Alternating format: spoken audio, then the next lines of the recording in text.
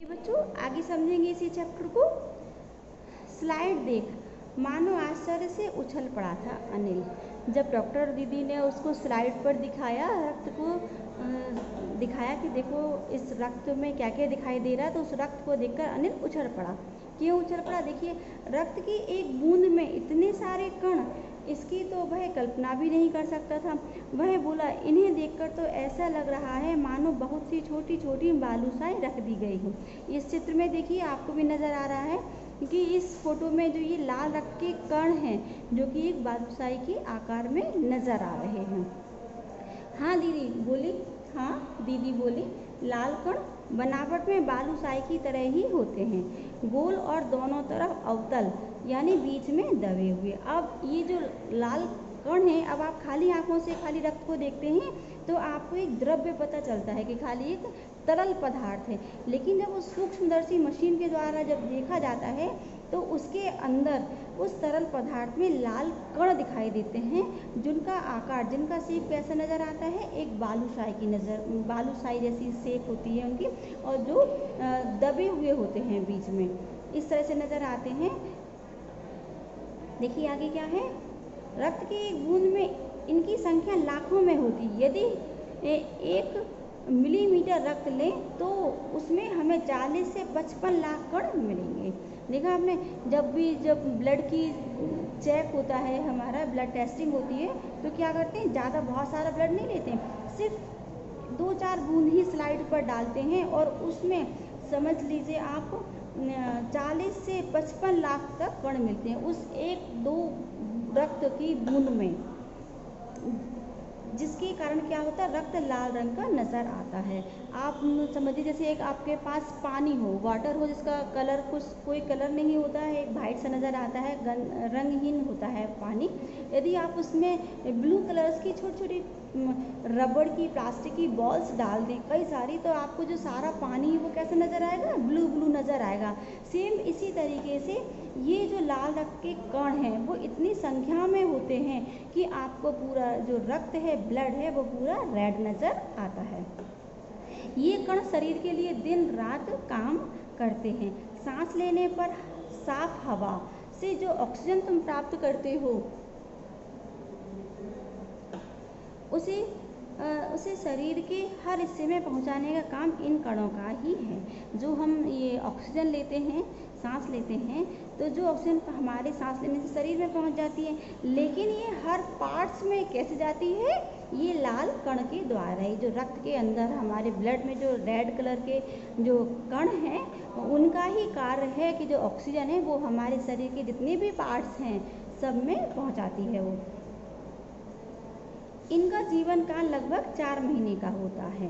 4 महीने के होते होते ये नष्ट हो जाते हैं, लेकिन एक साथ नहीं, धीरे धीरे, कुछ आज कुछ कल कुछ उससे अगले दिन। ये जो लाल रक्त, हर किसी का जीवन काल होता है, समय निश्चित होता है, तो इसी तरीके से इन लाल कण, जो रक्त के लाल कण हैं, इनका भी जीवन काल है। कितना समय है इनका? 4 महीने। 4 महीने तक ये जीवित रहते हैं इस ब्लड के अंदर, लेकिन 4 महीने के होते होते ये नष्ट होना शुरू हो जाते हैं। और ये सारे एक साथ भी नहीं होते हैं। डॉक्टर दीदी ने अनिल को क्या बताया कि ये जो सारे कण हैं एक साथ नष्ट नहीं होते हैं, ये धीरे धीरे करके होते हैं। जैसे कुछ आज हो गए, अब कुछ कल हो जाएंगे, कुछ परसों हो जाएंगे, फिर उसके नेक्स्ट डे हो जाएंगे।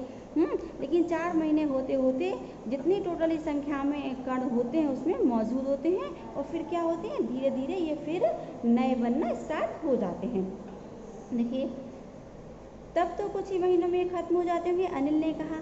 यह सुनकर डॉक्टर दीदी मुस्कुरा उठी, बोली, नहीं ऐसा नहीं होता, शरीर में हर समय नए कण बनते रहते हैं जो नष्ट कणों का स्थान ले लेते हैं। हड्डियों के बीच के भाग मज्जा में ऐसे बहुत से कारखाने होते हैं जो रक्त कणों के निर्माण कार्य में लगे रहते हैं। इनके लिए इन कारखानों को प्रोटीन, लौह तत्व और विटामिन रूपी कच्चे माल की जरूरत होती है। अब यहाँ देखो, यहाँ समझिए आप, जो ये कण बनते हैं अब नष्ट तो हो गए, लेकिन अब इसको ये नए फिर से बनेंगे, तो जब बनेंगे तो कहाँ बनते हैं, इनकी भी एक फैक्ट्री है। इस बॉडी के अंदर, इस शरीर के अंदर क्या है, एक फैक्ट्री है। तो इस फैक्ट्री में क्या होता है, ये लाल कण तैयार होते हैं। देखिए लिखा है ना, हड्डियों के बीच के भाग मज्जा में, जो हड्डियों का बीच का भाग होता है इसे मज्जा बोलते हैं, उसमें ये कण तैयार होते हैं। ठीक है। अब इस कणों को तैयार करने के लिए मटेरियल भी तो चाहिए, अब अपने आप तो बन नहीं जाएंगे। तो इसके लिए क्या है, हम जो खाते हैं ना खाना, उसमें क्या होता है, प्रोटीन होते हैं, लौह तत्व होते हैं, विटामिन रूपी बहुत सी चीज़ें होती हैं इसमें। तो जो हम ये खाद्य पदार्थ हम खाते हैं तो उसमें जो ये प्रोटीन्स होते हैं, प्रोटीन तत्व होते हैं, उनसे ही ये लाल कण बनते हैं। ये एक कच्चा माल है उनके लिए, कण बना तैयार करने के लिए क्या है, ये कच्चा माल है। तो जब हम अपने शरीर में एक पौष्टिक आहार लेंगे, एक शुद्ध भोजन करेंगे, तो क्या हो, हमें बहुत अधिक मात्रा में प्रोटीन मिलेगा, लौह तत्व मिलेंगे, विटामिन्स मिलेंगे, मिनरल्स होंगे, जिसके द्वारा ये लाल रक्त कण तैयार होंगे। आगे समझेंगे। देखिए, यदि कोई व्यक्ति उचित आहार ग्रहण नहीं करता तो इन कारखानों को आवश्यकता अनुसार कच्चा माल नहीं मिल पाता। नतीजा यह होता है कि रक्त कण बन नहीं पाते। अब आप समझिए, जब हमें कच्चा माल मिलेगा ही नहीं तो हम किसी सामान को तैयार कैसे कर सकते हैं। फॉर एग्जांपल देखिए, यदि आपको दही बनाना है, ठीक है, जब आपको दूध नहीं मिलेगा तो कैसे बनाओगे। यदि आपको कोई मिठाई बनानी है घर में, और यदि आपको मिठाई के लिए जैसे चीनी है या और कोई ड्राई फ्रूट्स हैं, यदि ये सब सामान आपको नहीं मिलेगा, घी है, तो आप कैसे उस मिठाई को तैयार करेंगे। तो ऐसे ही जो लाल रंग के कण हैं, यदि हमें वो तैयार होना है तो उनके लिए जो कच्चा माल क्या है, प्रोटीन्स हैं, विटामिन्स हैं, लौह तत्व हैं। अब ये जब हमें नहीं मिलेगा, शरीर में ये नहीं पहुंचेगा, तो ये लाल रक्त कण कैसे बनेंगे। यदि कोई भी व्यक्ति यदि इसका उचित मात्रा में सेवन नहीं करता है, पौष्टिक आहार नहीं लेता है, तो उसमें क्या होती है, कमी आ जाती है, ये लाल रक्त कण बनते नहीं हैं। और जब लाल रक्त कण नहीं बनते हैं तो वो शरीर में अच्छा काम नहीं करते हैं, ब्लड काम नहीं करता है। जब ब्लड अच्छे से काम नहीं करता है, शरीर में खून की कमी हो जाती है और शरीर थकने लगता है और हम बीमार पड़ जाते हैं। देखिए क्या हुआ, फिर रक्त बन नहीं पाते हैं, इनमें इनकी कमी हो जाती है। लाल कणों की आगे कमी को एनीमिया ही कहते हैं। जब ये जो लाल कण की कमी आ जाती है, ब्लड में बन नहीं पाते हैं, तो क्या होता है, इसको ही हम एनीमिया कहते हैं। इसी बीमारी को ही एनीमिया कहते हैं। दीदी बोली, हाँ, यह कहना काफ़ी हद तक सही होगा। ये तो एनीमिया बहुत से कारणों से हो सकता है, किंतु हमारे देश में इसका सबसे बड़ा कारण है पौष्टिक आहार की कमी। इसके अलावा इस रोग का एक और बड़ा कारण है पेट में कीड़ों का हो जाना। ये कीड़े प्राय दूषित जल और खाद्य पदार्थों द्वारा हमारे शरीर में प्रवेश करते हैं। अतः इनसे बचने के लिए यह आवश्यक है कि हम पूरी सफाई से बनाए गए खाद्य पदार्थों को ही ग्रहण करें। भोजन करने से पूर्व अच्छी तरह से हाथ धो लें और साफ पानी ही पिएं।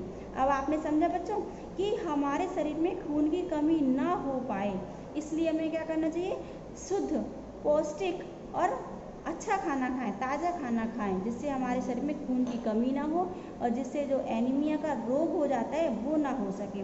अच्छा, इसके दूसरे कारण क्या भी है कि प्रायः हम दूषित जल और खाद्य पदार्थों से भी हमारे पेट में कीड़े हो जाते हैं। बहुत से देखा बच्चों के पेटों में कीड़े हो जाते हैं। तो वो कैसे हो जाते हैं कि वो गंदा पानी पी लेते हैं या जो खाना पीना गंदा होता है ना वो खा लेते हैं। देखिए आपको यहाँ फोटो में दिखाई दे रहा है कि ये देखिए खुला हुआ खाना है और इसमें देखो कितनी सारी मक्खियाँ ऊपर उड़ रही हैं और ये बच्चा इसको खाना ये मतलब लेने जा रहा है, ये दे रहे हैं। तो ये जो क्रॉस का साइन लगा है इसका मतलब ये है कि ये जो भोजन है, ये जो पदार्थ है यहाँ पर ये खाने योग्य नहीं है। इस तरह से जो खाना खाया जाता है, गंदा खाना खाया जाता है, उससे क्या होता है हमारे पेट के अंदर कीड़ों का प्रवेश हो जाता है। और जब कीड़े क्या होते हैं, कीड़े क्या करते हैं, जो हम खाना खाते हैं वो कीड़ा खाना स्टार्ट कर देते हैं, जिससे शरीर में मतलब एक नॉर्मल पर्सन को वो भोजन फिर लगता नहीं है, क्योंकि जो खाना हमें पोषक तत्व चाहिए है वो हमें नहीं मिल पा रहे हैं और इसकी वजह कौन खा रहा है, वो कीड़े ही खा जा रहे हैं। सारी पौष्टिकता वो कीड़े ही ले रहे हैं और लाल रक्त कण जो है वो बन ही नहीं पा रहा है। इससे शरीर क्या हो जाता है, कमज़ोर हो जाता है। तो ये कीड़े ना हो सके इसके लिए हमें क्या करना चाहिए, देखिए इसके लिए हमें साफ़ पानी पिएं, खाना खाने से पहले हमें अच्छी तरह से हाथ धो लें हैं। अनिल जिसके अंडे देखिए क्या बताया उन्होंने, और हाँ अनिल एक किस्म के कीड़े भी हैं जिनके अंडे जमीन को ऊपरी सतह में पाए जाते हैं। इन अंडों से उत्पन्न हुए लार्वे त्वचा के रास्ते शरीर में प्रवेश कर आंतों में अपना घर बना लेते हैं। इनसे बचने का सहज उपाय है कि शौच के लिए हम शौचालय का ही प्रयोग करें और इधर उधर नंगे पैर ना घूमें। कुछ ज़मीन पर भी होते हैं जो कीड़े, जो उसके लार्वे के द्वारा क्या होते हैं, जब हम नंगे पैरों में चलते हैं, नंगे पैर से ज़मीन पर चलते हैं तो वो चिपक जाते हैं, हैं? और इस स्किन के द्वारा ही वो हमारे शरीर में पहुंच जाते हैं। तो इससे बचने के लिए क्या करना चाहिए हमें नंगे पैर भी ज़मीन पर, फर्श पर या गंदे स्थान पर नहीं चलना चाहिए। शौच आदि का प्रयोग भी हमें शौचालय का ही यूज़ करना चाहिए। दीदी यह तो बहुत ही महत्वपूर्ण बात बताई आपने। अनिल बोला, अनिल ने क्या कहा, भाई दीदी, डॉक्टर दीदी ये तो बहुत अच्छा बताया आपने हमारे लिए। वह पल भर सोच में डूबा रहा, फिर बोला, आपने बताया था कि रक्त में सफ़ेद कण और बिंबाणु प्लेटलेट कण भी होते हैं, शरीर में उनका क्या काम है। देखिए बच्चों, अभी आपको डॉक्टर दीदी ने अनिल को क्या बताया कि जो ब्लड है वो दो प्रकार का होता है, एक तो तरल होता है और एक क्या होता है, उसमें कुछ कण दिखाई देते हैं। जैसे कि अभी आपको रेड दिखाया था पिक्चर में कि रेड बालूशाही की तरह वो नज़र आ रहे हैं। और जो बहने वाला पदार्थ होता है वो क्या बोलते हैं, प्लाज्मा बोलते हैं। तो उसमें जो कण हैं जो दिखाई देते हैं वो तो रेड होते हैं और एक सफ़ेद रंग के होते हैं, और इसका एक कलर ही नहीं होता है जिनका, उनको बिंबाणु बोलते हैं, जिसको प्लेटलेट बोलते हैं। अब अनिल को लाल